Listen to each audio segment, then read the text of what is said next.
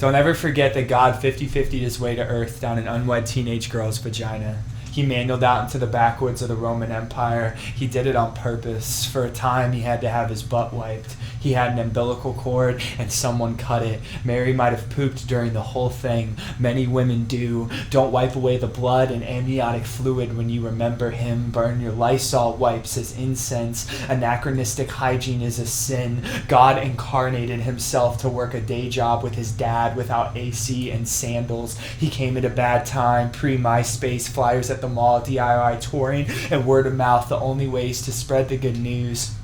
He did it on purpose, took his time, slow rolling down Woodward, letting the lights chorus, not missing a photon of it all. To be saved, Jesus said we must eat his flesh and drink his blood. He said it before the Last Supper, so there was no grounding for the metaphor, just crazy. Eat the scroll. God destroyed Sodom and Gomorrah. Many of America's founding fathers were deists, which means they rejected Jesus as the Messiah. The Bible calls such people anti-Christ. These antichrists helped found America. I have been ashamed of Jesus before men. The Bible says Jesus will be ashamed of such people before God. God genocided the Amalekites. The United States deposed Jacob Arbenz, a democratically elected leader, for its own gain. I have masturbated more times than I've had sex with my wife. Jesus asked God not to die, and God said no, so he died. Drink it raw. If the truth sets us free, then every piece of truth must be a notch in the key. Don't sand it down. We need it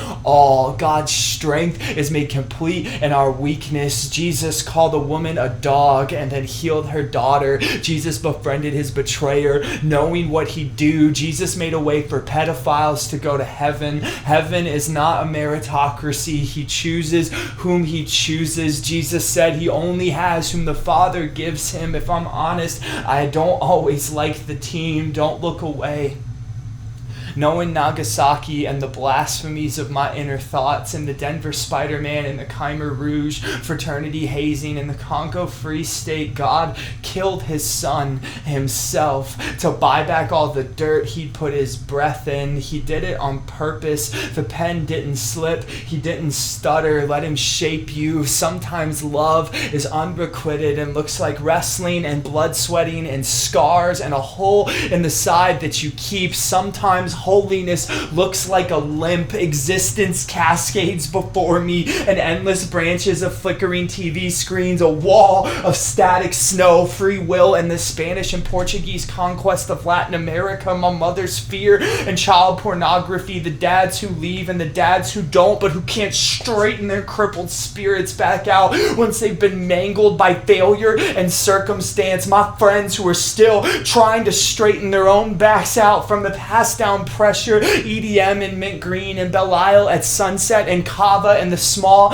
of my wife's back, where my love for her pools the day I got carjacked at the McDonald's on Mac in 75, the fact that all of my roommates came to pick me up, the kindness of Andrew's coat on my shoulders because the guy took mine, flower picking outside Traverse in June, crying at the counter of that coffee shop in the Phoenix airport as I reflected on all I've been given, all of Walt Whitman's lists and his slouch, Go Home by Julian Baker, the Holocaust, and all of the pain and love I can't reconcile. It all cascades endlessly and beyond my reach and impenetrable and too large for me, and yet Jesus parts it all with one hand like a curtain between rooms, and he walks right up to me and looks me in the eye, and it's love, and he doesn't blink.